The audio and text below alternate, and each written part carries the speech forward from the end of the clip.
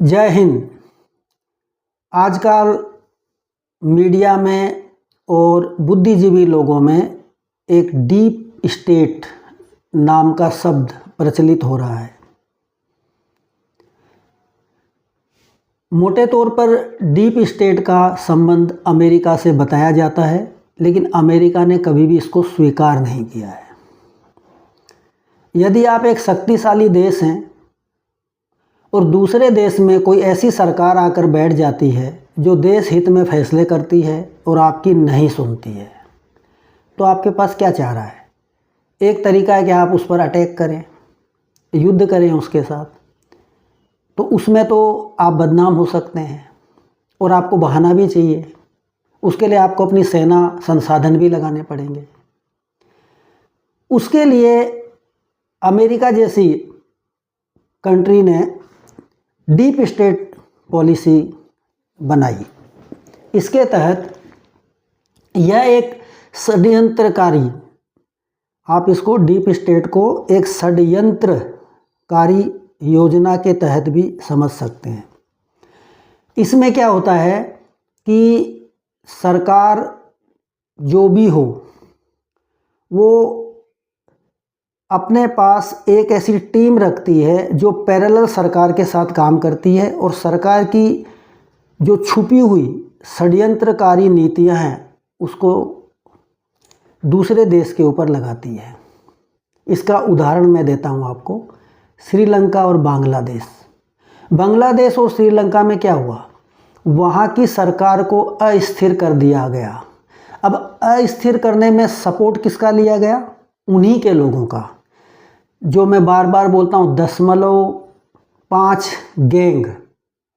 ये जो 0.5 गैंग है ये प्रत्येक देश में पाई जाती है और कुछ नेता जिनको लोकतंत्र में कोई चुनता नहीं है क्योंकि वो अयोग्य हैं, लेकिन उनको येन केन प्रकारेण शासन करना है, गद्दी पर बैठना है, तो वो इस तरह के जो नेता लोग हैं, मैं तो उनको देशद्रोही कहूँगा, वे अमेरिका जैसे देश के तहत की डीप स्टेट योजना के तहत काम करने के लिए तैयार हो जाते हैं और फिर वो देश को अस्थिर करते हैं।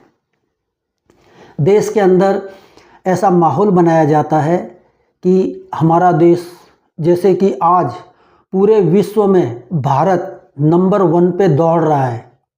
हमारा जो आर्थिक विकास का जो परसेंटेज है वो सारे देशों से ऊपर है, लेकिन उसके बाद भी हमारे देश को डेड इकोनॉमी कहा गया।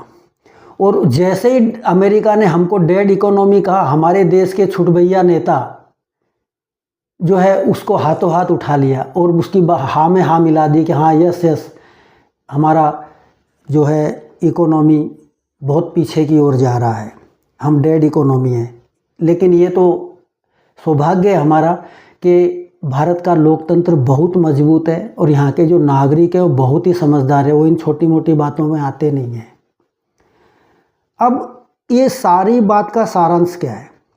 तो सारांश ये है कि अब हम वो भारत नहीं रहे हैं जिस पर लोगों का ज़्यादा ध्यान नहीं था।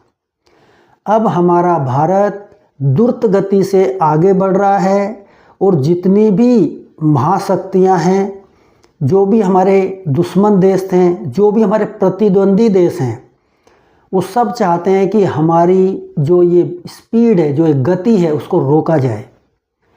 इसलिए आज प्रत्येक नागरिक का ये कर्तव्य बनता है कि वह अफवाहों में ना आए, किसी भी बात को एकदम से ना विश्वास करे, उसको जांचे परखे। आप जब मतदान करने जाते हैं तो पूर्णतया ध्यान रखें कि आपका मत किसी गलत पार्टी या गलत आदमी को तो नहीं जा रहा है। यदि ऐसा हुआ तो हमारे आने वाले जो जनरेशन है उनका हम बहुत बड़ा नुकसान अनजाने में कर बैठेंगे। इसलिए इस डीप स्टेट से और ये 0.5 गैंग जो सक्रिय रूप से देश में काम कर रही है, उससे बचना निहायत ही ज़रूरी है। कृपया इस वीडियो को ज़्यादा से ज़्यादा लोगों तक पहुंचाने में हमारी मदद करें, देश की मदद करें। जय हिंद, जय भारत।